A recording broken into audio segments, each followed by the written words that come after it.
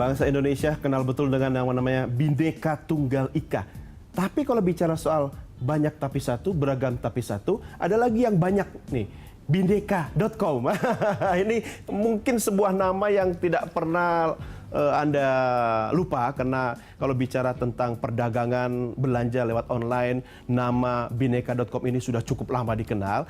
Tapi saya tidak akan bicara tentang Bhinneka.com, saya akan mengundang, sudah janjian, dengan sesepuhnya belanja online ya. Beliau ini juga tercatat sebagai Ketua Dewan Pembina Asosiasi E-commerce Indonesia atau IDEA, Indonesian E-commerce Association. Langsung saja tamu saya, Hendrik Tio. Oke, Pak Hendrik, apa kabar? Sehat? Horas? Horas. Wah, udah jadi bupati apa ini pakai batik begini? Mudah-mudahan ya. Amin. Silakan Pak Hendrik. Terima kasih sudah datang ya. Sehat ya? Sehat. Nah, ini Anda ini kan sesepuh, tapi ternyata masih muda ya. Syukur. Teman-teman bilang Anda ini sesepuhnya belanja online gitu. Cerita dikit dong, Pak Hendrik, soal waktu dulu memulai atau merintis perdagangan secara online ini. Kalau saya di Bhinneka sebenarnya sudah memulainya tahun 99. Saat itu ya memang e-commerce itu masih belum banyak dibicarakan ya. Iya. Karena kebetulan infrastruktur pada saat itu kan masih belum terlalu berkembang ya, terutama dari sisi katakanlah payment-nya, logistiknya, belum lagi Tahun 99 ya? Iya, die-up masih pada saat itu. Jadi Iya. masih sangat awal lah pada saat Sambungan itu. internet aja susah. Betul. Gitu kan. Tapi kok berani sih waktu itu? Karena begini, kita melihat bahwa e-commerce itu adalah sebuah, kalau saya menamakan itu adalah lifetime change gitu loh ya. Jadi sebuah kesempatan dalam hidup itu loh ya. Ada terjadi akan sebuah shifting dari belanja offline menjadi online. Jadi kalau kita tidak mencoba mengambilnya, kita akan ketinggalan kereta. Istilahnya begitu ya. Jadi makanya pada saat itu kita memulai duluan lah kira-kira seperti itu. Ini bicara soal bisnis kan bicara resiko gitu kan? Betul. Awal memulai resikonya pasti lebih besar. Benar. Dibanding pengikut atau follower Anda sekarang ini. Betul. Resiko yang terbesar saat itu yang Anda pikirkan itu apa? Sebenarnya pada saat itu adalah kita risikonya itu lebih kepada adalah bahwa kalau kita terlalu cepat, sedangkan market itu sendiri tidak bisa mengikuti perkembangan itu. Artinya kita kecepatan daripada market berkembang, ya kita akan habis terlalu banyak dana untuk mengeducate market gitu loh ya.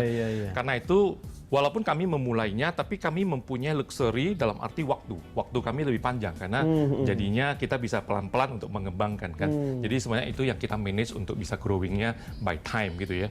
Tapi kalau sekarang kan e-commerce itu sudah berkembang gitu ya. Kalau udah berkembang kita nggak bisa lambat-lambat lagi, mesti super cepat gitu Oh ya. iya, apalagi sekarang ini kan udah makin pesat gitu kan. Iya. Tapi Pak Hendrik, Anda kan mulai melakukan bisnisnya itu kan tahun 99. Betul. Merintisnya berapa lama? Sebenarnya kalau saya melihat merintisnya itu karena pada saat awal itu customer punya trust itu sangat rendah karena online itu dianggap apa sih itu gitu ya, belum lagi barang tidak jelas ini siapa begitu ya. Dunia maya. Jadi awal itu kita sangat lama sampai tahun 2006 begitu kita baru mulai merasakan ada traction ya, mulai merasakan ada orang yang mulai percaya gitu ya. Tapi berkembangnya itu sebenarnya kira-kira 2011 sebenarnya baru mulai berkembang. Ini memang harus punya mental yang kuat nih ya. Betul. Itu apa rahasianya itu? Harus yakin gitu loh bahwa doing business ya, membangun bisnis itu kan nggak ada yang instan kan? Betul. Karena instan cuma dua katanya, mie instan sama kopi instan. Ini apa ini? Coba bagi dong. Sebenarnya awalnya adalah kepepet. Tapi setelah kami menjalankan itu, kami melihat potensinya itu, gitu loh ya.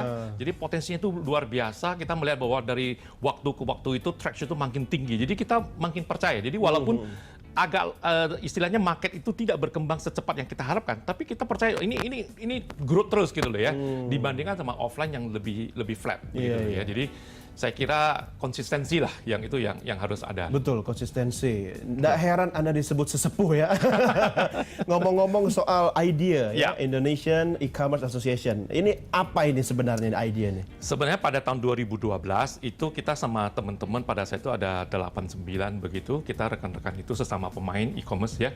Kita merasakan Belum bahwa, banyak waktu itu. belum terlalu banyak pada saat itu. Jadi kita merasakan bahwa ini kita perlu kumpul bersama ya, membentuk sebuah asosiasi bahwa ke depan itu kan akan terjadi perkembangan yang luar biasa, ya kan?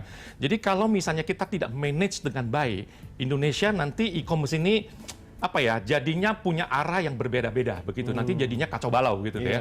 Jadi kita merasakan ini perlu dikumpulkan, perlu menjadi sebuah asosiasi, dan kita nanti bisa menjadi tandem bagi pemerintah juga gitu loh ya, untuk bersama-sama membina agar e-commerce ini sesuai dengan jalur yang kita harapkan. Sekarang ini kita IDEA itu mampu menjadi partner bagi pemerintah untuk berdiskusi ya, sama-sama menyusun roadmap juga gitu ya. Jadi saya kira ini adalah sebuah hal yang baik lah ya, antara asosiasi, pemain maupun pemerintah nantinya gitu loh ya. Pak Hendrik, kalau di Amerika itu ya, 1 dari 4 orang Amerika melakukan belanja online. Ya. Nah, kalau Indonesia gimana posisinya sekarang? Belum, masih jauh banget gitu Jauh loh ya? ya. Kita masih jauh. Kalau misalnya data yang saya dapatkan terakhir itu ya, bahwa kita punya yang punya koneksi internet ataupun ini yang connect ke internet itu kira-kira sekitar 95 juta gitu loh ya. 95 juta. 95 juta gitu loh ya. Tapi yang itu angka yang oke, banyak atau masih rendah sebenarnya? Kalau dilihat dari penetrasi daripada penduduk kita, lumayan, tidak terlalu tinggi, tapi kita termasuk rendah lah. Kayak kalau misalnya kita dibandingkan sama Singapura malah 78% begitu ya. Kita nggak setinggi. Tapi growth-nya gimana? Masih bagus banget, masih bagus banget. Saya kira masih double digit per grupnya gitu ya. Tapi yang betul-betul shopping online ya, itu tidak sebesar presentasinya seperti itu ya.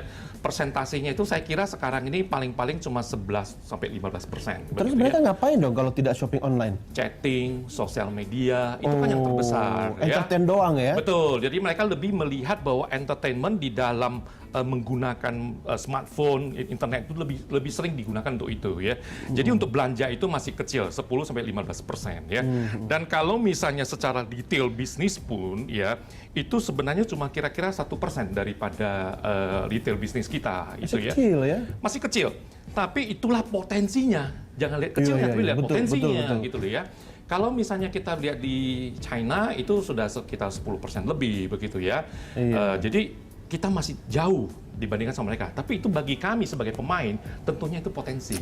Ya, jadi ini saya ingat betul, tapi saya lupa istilahnya dalam konsep China itu krisis itu kan masalah tapi juga iya kan? Kan? Iya bener. Wah luar biasa Anda. Saya jadi penasaran nih Pak Hendrik, tapi kita break dulu ya. Karena mendengarkan Anda bercerita dengan penuh semangat, ini gaya anak Medan ini bener nggak ada titik koma kayak kereta api. Ternyata itu semangat Anda yang memang harus Anda pelihara sejak awal ya. Benar. Membangun bisnis ini ya.